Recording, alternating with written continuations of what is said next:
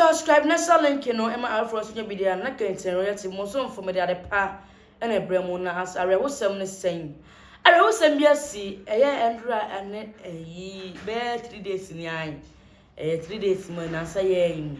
Sunday 7th ya ti asem de ene sen ye ma me Tiwa odaya wan sorry na kame so many wine Sametso me onyo medi ni wanda sepa ashama senyina sama men na meka ne wasem mami da ya wan sorry na unim se woni ye papa eye Yaw Sarpong e na eye etonyom na omo wo eye papa J.Y.Adu ehonom e na omo na stay na ya wie kakra bi e ba ye papa eye Yaw Sarpong e konya accident no se hu ba bi entwa na hu ba bi entia ene ye fa no say ni say ye papa na video abeka message say ya papa Yaw Sarpong ye mbo na mane na mechemu a na mechemu sen esa say ma mi wuye no na sabio onya wuye no pono no ye papa Yaw Sarpong chen ona na hwe no na yongu de yongu video ni mbransa na ma chen se mu kura mpo kase yongu ne ko so mi masisi Ono ne bere na odi be ko na odi akọ me mbere mu di a me mfa bere mu ntu obi aso obi na kumtiwa because asa trap I encounter Yaw Sarpong kwa woni ena kan be bisa unti wo mo ya wa mane David you hunu pa be fa so abo na mane because me really shenu aduano kwa omo ye na enura oni ni dia o sa Tiwa maya odi janu a omanya ne bi no odi janu ba onene beko odo tedi esi ye kipu no se de ba ono no betimanya kwa no ho ma no sa se obe tia gra ko semsa ti no akoye bibi o ledu fo no no ma moye de wa omo Rashid tampa boy ya mukeka no ekade se no na ya nko beti o titi si aso a ebe how well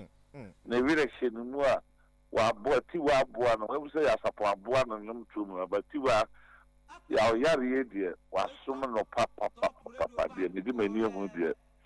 asadan ye de man ba bi o ko bi Yankopon nhira as we speak around 11 after 8 p.m. and Monday, Momo Yaw Sarpong amane say ni nuaba na frim. Because what kapala we won di. Once one ti apostle so na no kwa no nya Maria kakra. Da wotimba betonyo motim na ante ye bibia betonyo nya Maria abso home. Na e ba sa no ye timu mo na mane pese e de be ne abusuafo nyina ba ha. So me ma so fata chero so David movie amona man o munya botransa style de babona man na everything because otia I go so we did no so ko fast for forever so enra aduane a mode ma Yaw Sarpong no o se oja Tiwa bi na se Tiwa ba na wanja ni bi one ne beko enti o ma you here o se Tiwa ko bo ban baby so Tiwa no on the boy Yaw Sarpong ba no enti o mo na oma be fa omo ye Tiwa na be kwa ko ona waji sika ba no de na ma Yaw Sarpong da fe ye papa presi ni bi so wa ya de papa e bi ntimi body din se na da che be comfort so that bosumi bia o send sika ba ma ye de no de na ma Yaw Sarpong no ni hu ni pa o do sa da na ankura bi nti e ba Tiwa de ko ni no de anu say some ko hospital ko ye bibia o se na ko hospital be lab we ni na iska ina Tiwa na be ko ku no ma ha ka na o de ko no baba na de Yaw Sarpong ka o isu mate sa sai na je ho aka esi ma be di bi ko na ko no ya na ye de na se bi na hu se ka bi su na Tiwa baba no ba ni kunu na wato dia bre na yirinti de no wo ha dia o nkan no ba ono na o de ka no ba be fa o moko review ni be bia so moko bia enti officially Eya wona wama Yaw Sarpong ni Tiwa baby te for some years now. Yes, of course. What you say? All right, say the Muslim TV watch say, "Omo pese, o me boy ba pa Sarpong. Amane say, ya ma Tiwa afri mu. Na ye hwa de bi wanu say, anche na ye te say, oye pafutu afri ma Tiwa me ka se na ri na ebu te say, wakum no ni mum no, a legendary yen ka asem no yi. Anche na ye kwato say, ye ma Tiwa ye boni din e wo oye pafutu so na ye say, ya pa Yaw Sarpong ayire ena de eye ma Tiwa. Akofo ni tentan ye maame oyepa afutu antena eho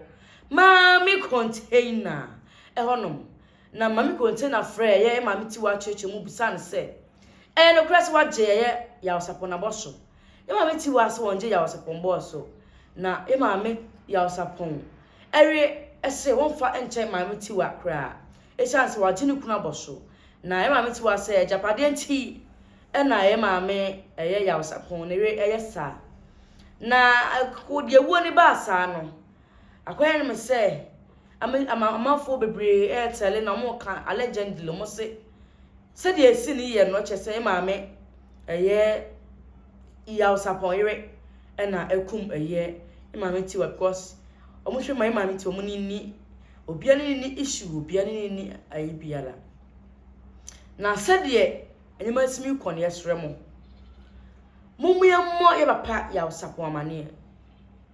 se ye de nyima bi bada ne de asie ne pa ya